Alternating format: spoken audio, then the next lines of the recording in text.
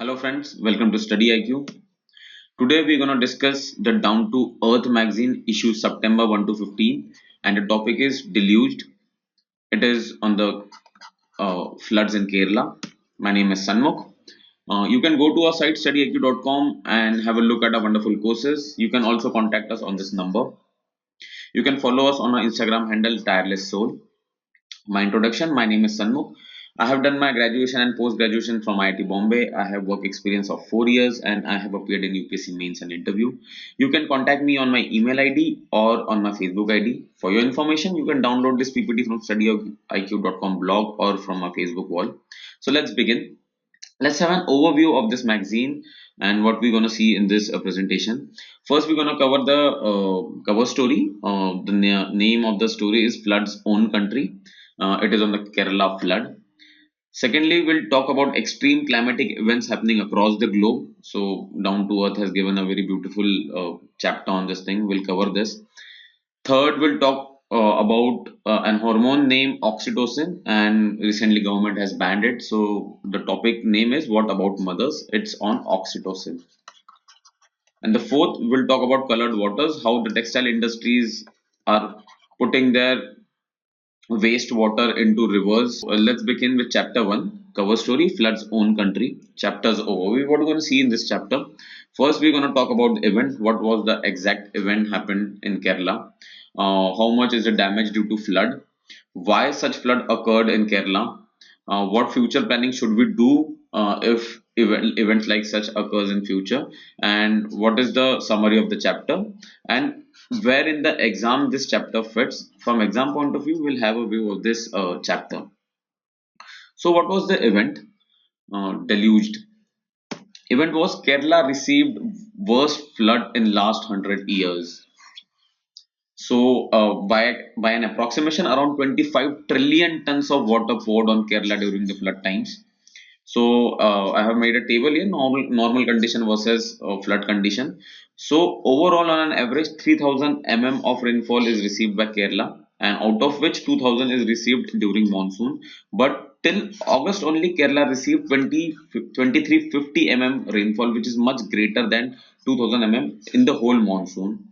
Again, till August, we have an approximation of 1650 mm of rainfall, but in August it was 2050, which was 42% excess than the normal, you can see, and 75% of this rainfall occurred in 8 days. So it was heavy, intense rainfall in a short period, which caused flooding. And due to this, the dam level rose to the level like 80 to 90% till the July end. So dams were full by the end of July only. So you can see the situation was quite grim till in the start of August only. And you can see one anomaly here, which Down to Earth discussed that in the past 3 years, the Kerala was 34% rain deficit from its average, and then this year it suddenly got worst flood in 100 years. So you can see the anomaly in the rainfall, and one factor which is majorly responsible for it is climate change. So, what was the damage due to flood? Let's talk about. You can see this picture. As per state estimate, they are saying that around 350 to 400 people lost their life. The cost to the economy was around 20,000 crore, and 15% of the state GDP was lost in this flood. There is another private institute named Care Rating, which gives estimation and analysis of damage during such disasters. They said that 4 million people were affected during flood in the Kerala. The lost wages due to all the time due to which the people were affected, there was a loss in the wages of the people, which is around rupees 4,000 crore, and 1 million people were taken to the camps, and the cost of the camp is around rupees 300 crore per month. You can see the state is losing too much of money due to flood.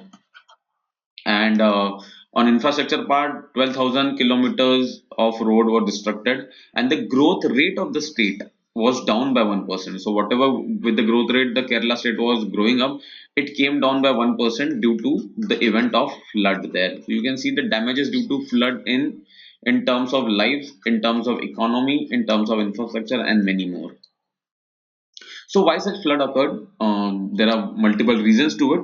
Let's discuss it one by one. So one of the prime factor is there was excess rainfall, 42% higher what we received till August. So you can see the red dot denotes the high amount of rainfall. So many parts of India, especially the foothills of Himalaya and the Himalayan region and the Western Ghat region received heavy rainfall. The dam level rose to the maximum till the end of July only. And the another factor is that we had a very poor forecasting. So due to that, we kept the dam gate closed in the last moment, and then we suddenly open it because then we thought that dam will spill over. So that's why we kept the dam gate closed till the last moment. This happened because we had a poor forecasting of the things of monsoon, especially. Even when we opened the dam gates, we didn't have proper warning system for the people. So if supposedly we had a very good warning system, and people at while opening the dam gate would have got the information about how much water gonna come there and what is the timing of it, there might be a chance of less damages due to the flood. But this didn't happen. And overall, finally, there was a poor disaster management in every sense, since the dam level was filled till the water reached to the people. So from end start till end, there was a poor disaster management, which caused the flood to become a disaster of such a scale. One of the prime reason for a long-term reason is unplanned growth in Kerala. There is a huge deforestation in Kerala.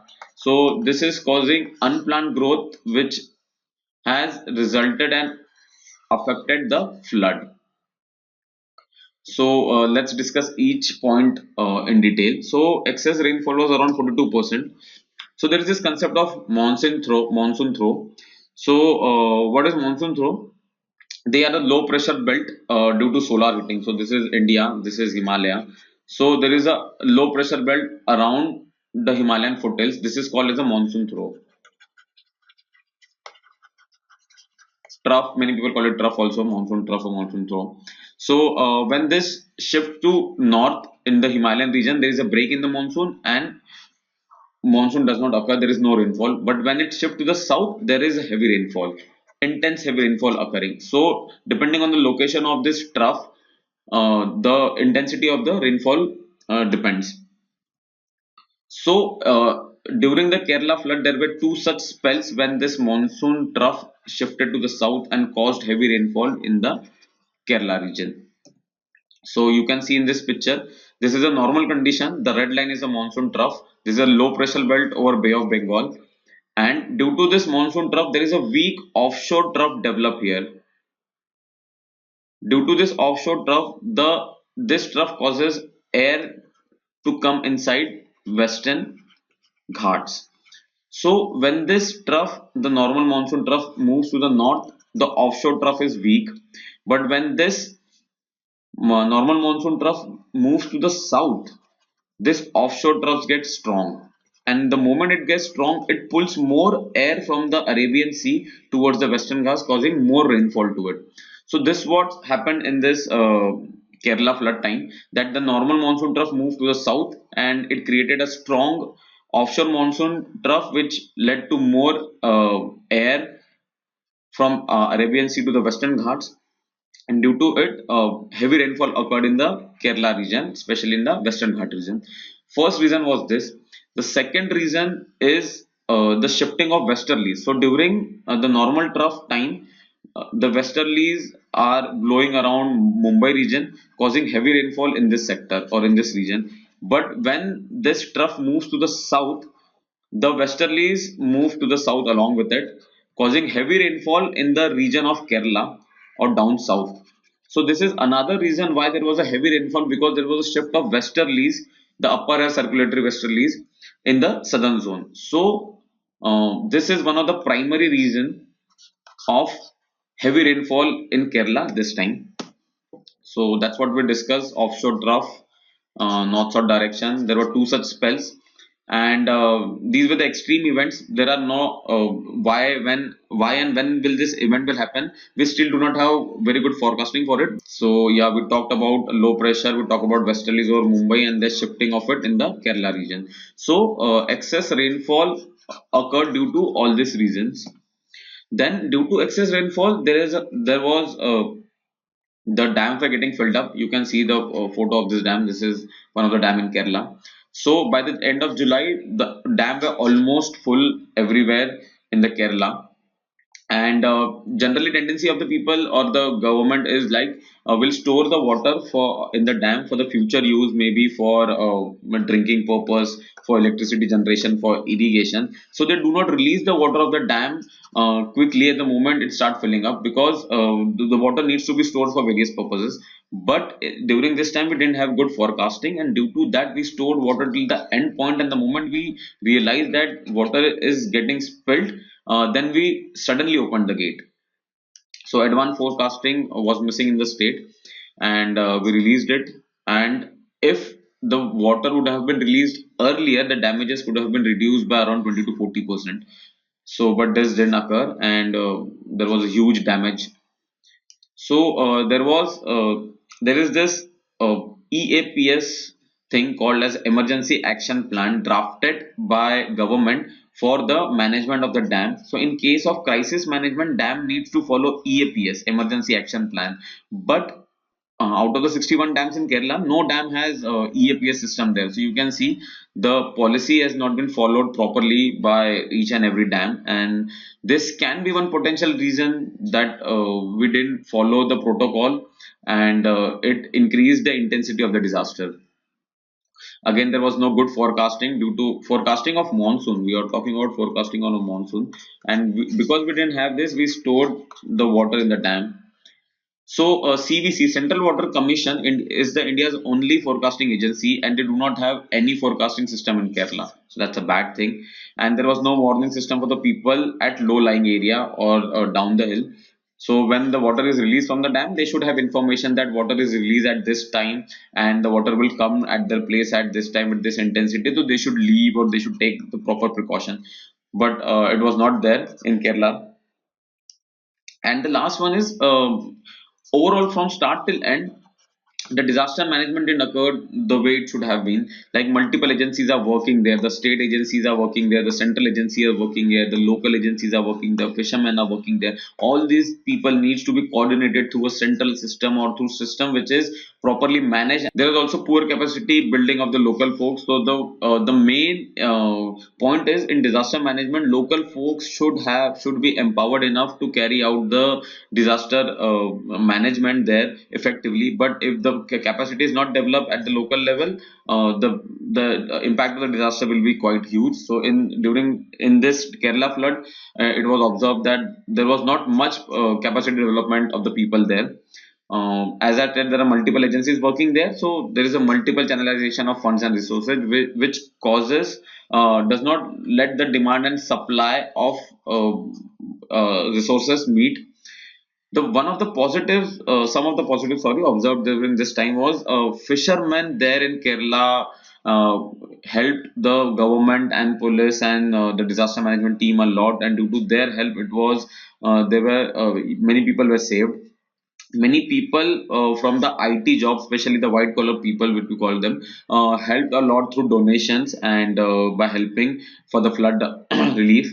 There was a huge help taken from social media. So positives of the social media, you can see many religious places like temples, schools, churches were used. Sorry, temples and the churches were used for disaster relief center. So some of the positives were seen in this disaster, but leaving these positives, there have been many negatives and challenges in this thing. So one of the reason what we speak about is unplanned growth. This is the photo of Cochin Airport. You can see it is all flooded. This airplane is inside water. So deforestation level in Kerala is increasing year by year.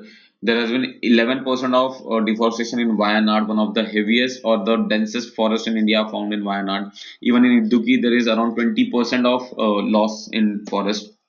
All these are due to stone carving, due to unsustainable construction of hotels. You can see those in Munnar. This is a hill station there in Kerala. So, due to this unplanned growth, there are chances of soil erosion. There are chances of flooding.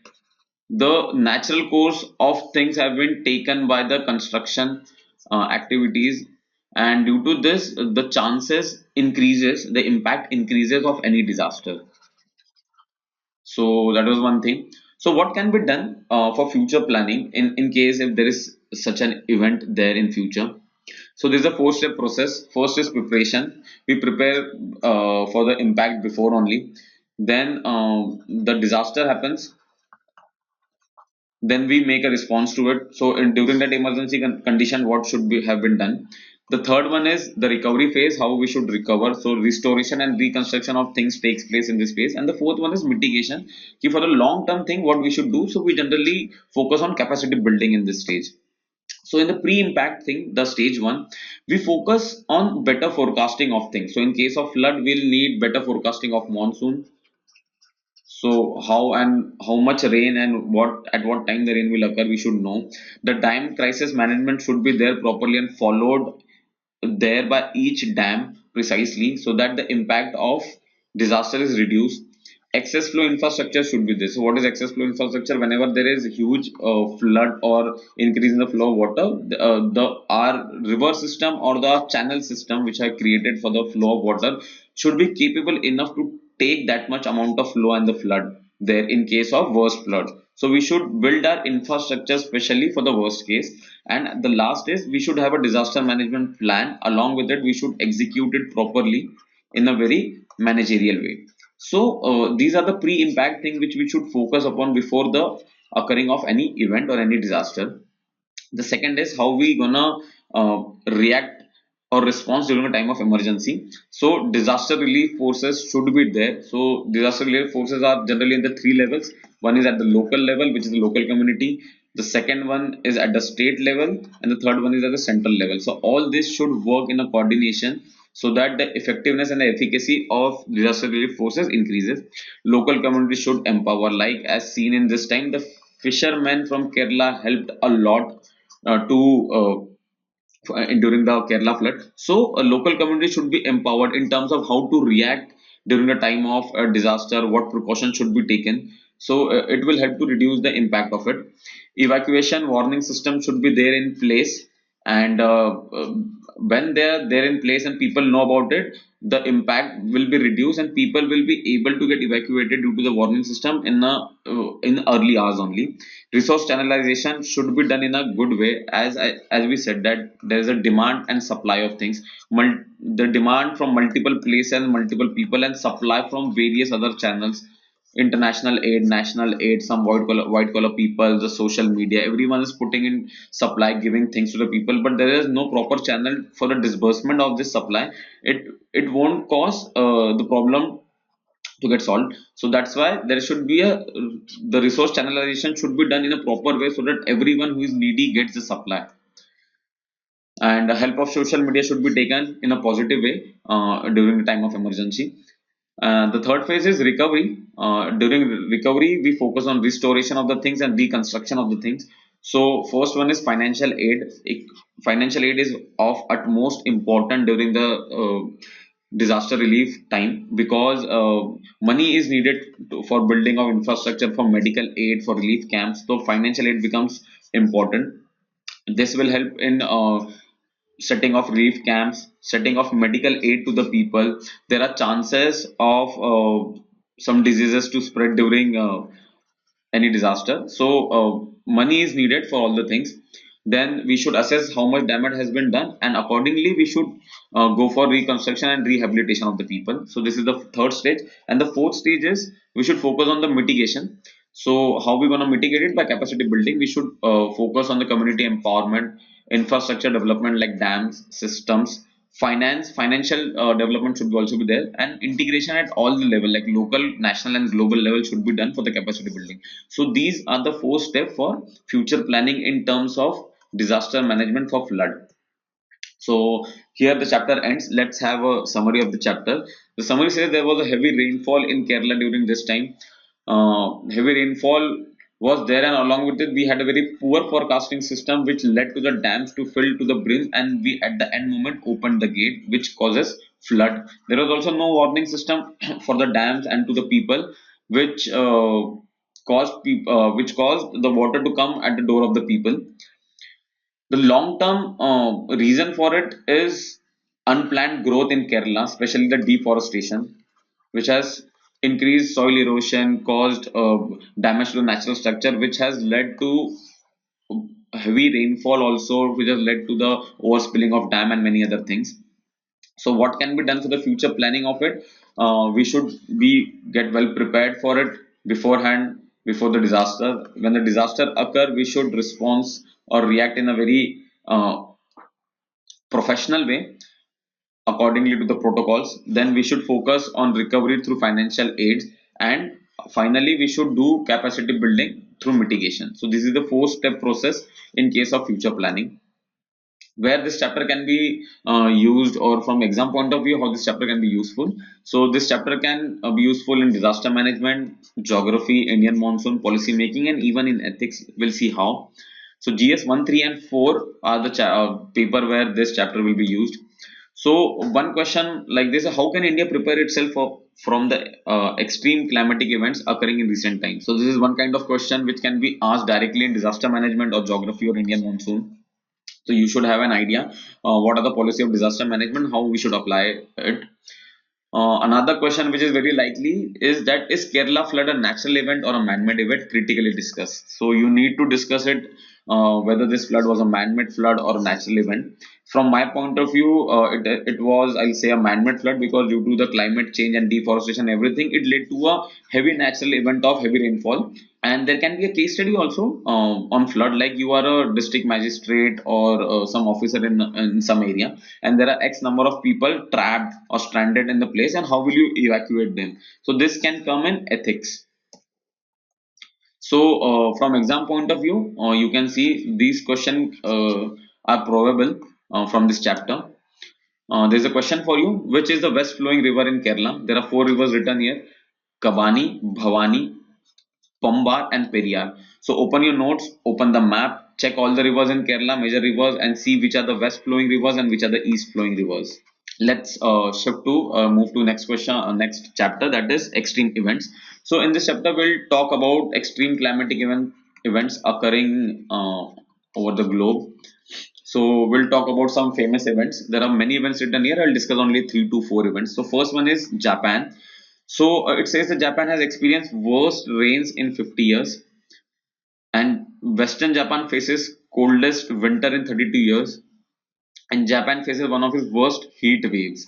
So during the single year, rainfall, winter, and heat waves occurred to their extreme in Japan. So this is extreme climatic event for which human is responsible. The second will talk about Northern America. Here it says that heat waves in Canada killed 70 people, and April 2018 was the coldest in 2 decades in continental USA. So you can see winter and heat waves are at their extremes in Northern America. Another extreme. One more interesting is the Iceland. As the name suggests, it's a very cold place, but Iceland has witnessed hottest summer in 100 years. So you see, Iceland is no longer colder, and in India also there was storm during May. So you can see extreme weather events are occurring across the globe, and climate change is responsible for it. And climate change is occurring because man has altered the ecology a lot. So these are some of the examples of extreme events. You can take a note down of it. First one was Japan, North America, Iceland, and one from India, and make a note of it in your notes. So from exam point of view, where this can be used in geography and in climate change, so GS1 and GS3, you can use it directly as a case study in an answer or an essay. There cannot be a direct question on it. So if there is a case, there is a question on geography or climate change, you can use it a line or two for these case studies, so that it will improve your answer. Next chapter, it is what about mothers. So this is on a hormone called oxytocin. So what is the chapter's overview? We'll see the news. There is a ban on this hormone oxytocin. What is oxytocin? It's a hormone. Why there is a ban on it? What is the issue due to the ban? What is the summary? So this is the chapter flow. And from exam point of view, how where this chapter can be useful. So what is the news? So government is planning to ban the hormone called oxytocin. Which ministry will ban it? Obviously, Health and Family Affairs Ministry will ban this oxytocin because its impact is going on human health. And while banning it, the private production has been stopped by will be stopped by the government. But one PSU named as Karnataka Antibiotic Pharmaceuticals (KAPL) under Pradhan Mantri Bharatiya Jan Aushadhi Pariyojana PMBJP, sorry. Under this Pariyojana or this scheme, Karnataka Antibiotic Private Pharmaceuticals Limited will manufacture oxytocin and will supply it as per governed by state or government. So this is the logo of KAPL. So what is oxytocin? It's a hormone released in the human body during childbirth. Why this is helpful? Because it reduces the labor pain during childbirth.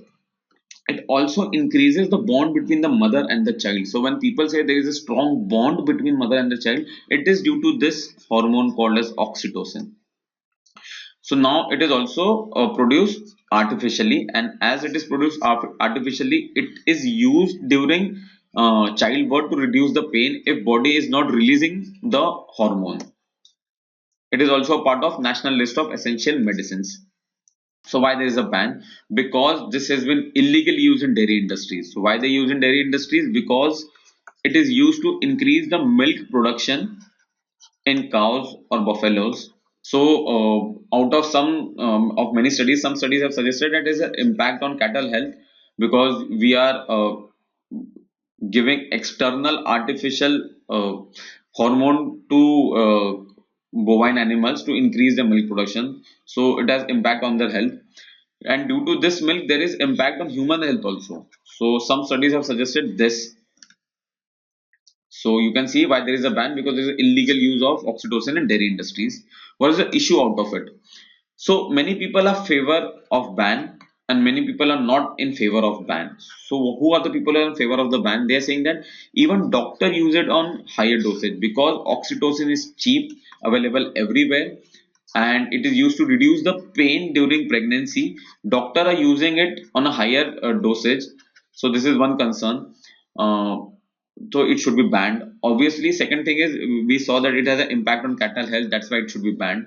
And secondly, there is a substitute of oxytocin named as carbetocin, which is not temperature sensitive. I might tell you that oxytocin is temperature sensitive, so that it is stored in a cold storage, and it increases its cost because you require a cold storage for oxytocin. But for carbetocin, there is no requirement of any cold storage because it is not temperature sensitive, and it can also control the pain during childbirth. So people are saying that you should use carbetison, but what is the problem with carbetison? It is not in industrial production on large scale. It is expensive and it is only available mostly in the Western countries right now because it is expensive. So use of carbetison has not been there on a very regular basis today. There are some people who are not in favor of the ban. They are saying that doctors are not using it illegally. It is the cattle industry who is using it illegally. So people should uh, make laws and have a check on the cattle industry rather than banning it for the doctors. So as oxytocin is temperature sensitive and we are reducing the supply of it, it will increase the price of oxytocin. Also, it will increases the price in the cold storage of it. This will largely impact the MMR because due to during labor pain during child in childbirth, there is huge or high amount of blood loss which causes maternal mortality. So this oxytocin helps to reduce the impact of labor pain. So if oxytocin is not available on time, there can be increase on MMR and we'll miss a sustainable development goal. Also, the KAPL, Karnataka Antibiotic Pharmaceuticals, have no experience in making oxytocin. There is no competition in it, and it will increase the risk and cost of the medicine. So, KAPL is not competitive enough to make it. So this is one of the concern. People are saying that you should not ban it and not give it to KPL for manufacturing. And people are not talking anything about the poultry industries who are using it illegally. And people are um, talking about doctors only. So this is a table which talks about in favor and not in favor of the ban, and gives you a comparison why there should be a ban in oxytocin and why it should not be. So if anyone asks you, right, critically there should be a ban or not, I think you should write all these points in critic. So what is the summary? We talk about a hormone named oxytocin. This is how it looks chemically. So why this oxytocin is important? Because it helps in childbirth and reduces the labor pain. But nowadays it is using illegally in cattle industry for milk production, which is a bad thing. And due to that only, government is trying to put a ban on oxytocin, and it has given the manufacturing rights to KAPL, which has no experience in it. So there are some people who are in favor of the ban, and there are some people who are not in the favor of ban, which has created a debate in the country right now. So this is the summary of the chapter on oxytocin and why it should be banned and or why it should not be banned. So from exam point of view, where this will be useful, this will be useful in health, women health, essential drugs, ethics, and even science and tech. So GS 1, 3, and 4. Uh, a direct question can also be asked. They will give you some information that which hormone is released during childbirth, and it will be fill in the blanks. You need to fill it, and there will be 4 options. Name of 4 some hormones. You should select oxytocin from that list. A similar question can be asked in ethics also, like supposedly you are the same drug XYZ drugs is essentially used by humans and misused in the cattle industry. So what are the point of concern of individual from different sectors? So what are the different sectors impacted or affected by it? You should have an idea. Like government, they will have some concerns, doctor will have some concerns, the manufacturing company of oxytocin will have some concerns, the cattle industry, and ultimately the consumer. So 5 stakeholders are there. A question on ethics can be created anytime. So when you read a topic like this, have a sense that can it be asked or used in ethics also. Next question: which hormone is called as a love hormone? So Google it, search for it, and we'll see the answer at the end. Let's move to the last chapter, name as Colored Waters. We'll have a chapter overview. We'll talk about a case study of a river in Pali. What is the policy regarding the use of river water for the textile industry? What is zero liquid discharge, a new technology used? What is the impact of ZLD and way forward for it? So let's talk about case study. We'll go to Rajasthan, Pali, where there's a river called Bandi or Bandi. So in this river, there are many textile industries located who have their wastewater outlet in the rivers, and this river water has turned colored due to this the dye of textile industries. Also, the groundwater has been deteriorating because textile industries use huge water and they source it from groundwater. So, what is the impact of it? The area near the river having TDS, total dissolved solid, around 9,000 milligram per liter, and the area which is far away from the river having total dissolved solid around 1600 milligram per liter. You can see a huge jump in TDS due to textile industries. So due to this reason only, Rajasthan High Court in 2012 put a ban on discharge of any liquid into the river from the textile, but there was no implementation of it. So also there was a policy. What policy was there in 2015? Ministry of Environment, Forest and Climate Change proposed a country-wide zero discharge liquid regime or technology for dyeing units. We'll see what is ZLD in the next slide.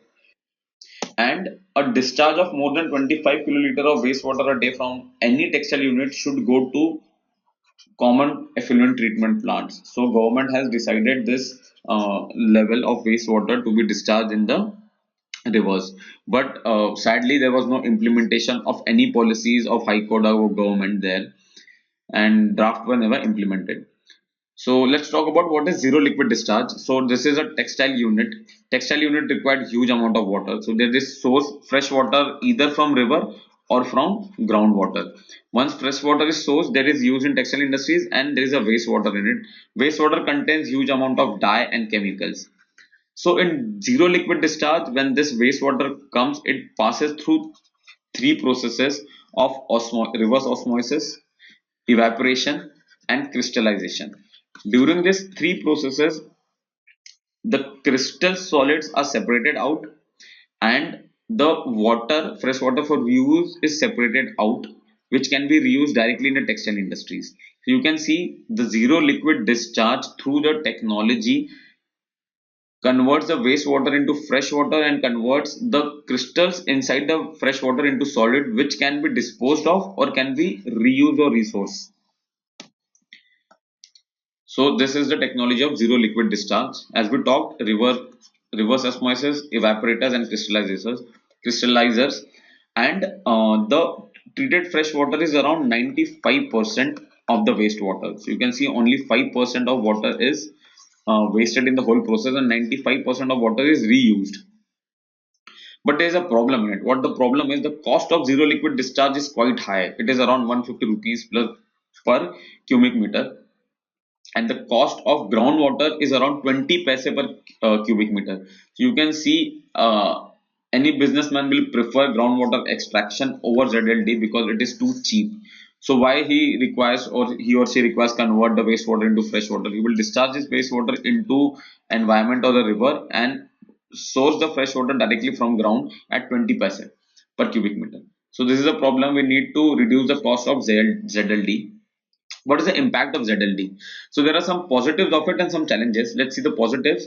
As when we install a ZLD, fresh water usage is reduced. Fresh water from sourcing from river or from groundwater is reduced, and we, in a circular motion or in a circular cycle of water, we reuse the wastewater again and again. So it reduces the demand of fresh water. The groundwater level increases because there is no sourcing from it. Also, when ZLD is implemented, the National Green Tribunal or various other inspections are done by agencies, which increases a check on the processes, and it also makes the flora and fauna better, and it helps the ecology to rejuvenate. But there are some challenges in it. What are the challenges in implementation of ZLD? Let's have a look at it. So whenever in an area ZLD is implemented, supposedly in this geographical region ZLD is implemented, all the textile unit will try to shift into the adjacent area where ZLD is not, because the cost of installation of ZLD is high, which increases their manufacturing cost. So to reduce this cost, the textile units shift generally to the neighboring districts. So this is one problem. There is a high cost associated with to it, which causes, or which caused the increase in the cost of their final product. So they lose the competitive advantage in the market. Also, there is no pan-India implementation of ZLD policy. So if everywhere in the India ZLD is applied, the competition level will be equal. But if in one state, supposedly Tamil Nadu has applied or executed ZLD policy, and there is no policy in Karnataka for it, all the textile unit will shift to Karnataka. So there should be a level playing field for it. So this is a major challenge in implementation of ZLD across India. So what should be the way forward for it? The policy should be across India. The government should help to reduce the cost of ZLD by giving some subsidy to the textile unit. So this will help the textile unit to install ZLD at a cheap cost. Also, there should be strict implementation of it after the policy has been announced and executed. Checks and balances should be there always. Supposedly in 3 months, 6 months, and in 12 months, there should be regular checkup of each and every textile unit. And lastly, there should be social audit of the project. It will empower the people to raise their voice and complain anything wrong going on in the region. So social audit of the project should always be there along with strict implementation and subsidy of the government. So let's have a summary of it. We saw that textile units are using dyes and discharging the wastewater to the rivers and making river waters polluted. So the process of ZLD or zero liquid discharge can be used, which reuses the wastewater and converts it to fresh water. So there are some positive of it and some challenges associated with the implementation of the ZLD. From exam point of view, where this chapter can be used, technology, sustainable development and environmental policy. So GS3, this topic will be covered in GS3. So what type of question, like explain the concept and features of ZLD, can be one question. Water pollution is a problem in India. Discuss the method to curb the water pollution in India, can be one type of question asked, where you can among various technologies and processes you can talk some lines on ZLD also. Question number 3 for you: what is sewage treatment plant, what is effluent treatment plant, and what is common effluent treatment plant? So go to your notes or Google it and read about it. You should have little bit idea about all the three terms. Question number 4: World Economic Outlook report is released by World Bank, UNDP, IMF, or World Economic Forum. So it must be there in your notes. Just go and check it. Let's have a look at the answer. Which of the following river is a west flowing in Kerala? So the first three, Kabani, Bhavani, and Pambar, are east flowing rivers, and Periyar is west flowing river. So go to map or open your geography notes and have a check on it. Love hormone is also called as oxytocin, and oxytocin is love hormone. So we had a detailed discussion on oxytocin in the chapter. What are the differences between STP, ETP, and CEPT? So STP is installed in domestic infrastructure, where all the sewage water which is produced in the house is been treated.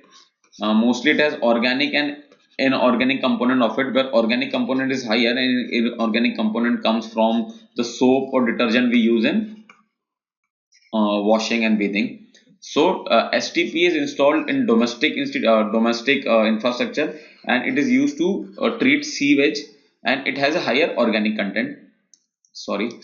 Effluent treatment plant are installed in manufacturing or industrial unit, where wastewater from manufacturing is treated by ETP, and it has more inorganic or chemical component of it.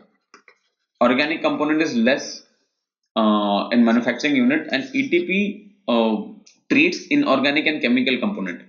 What is common effluent treatment plant? Common effluent treatment plant is a combined ETP. So supposedly there are many manufacturing unit along a river discharging their waste into the river. So a common effluent treatment plant, CEPT, can be installed along the river, and all the manufacturing unit can discharge their waste to this common effluent treatment plant, and then this can convert it into fresh water, rather than installing every single ETP at each industry. So common effluent treatment plant is just a combination of various ETPs. Who releases World Economic Outlook report? IMF. So friends, this was a lecture for you. For any doubt, query, or information, you can contact me on my email ID or on my Facebook ID. You can download this PPT from StudyIQ.com blog or from my Facebook wall.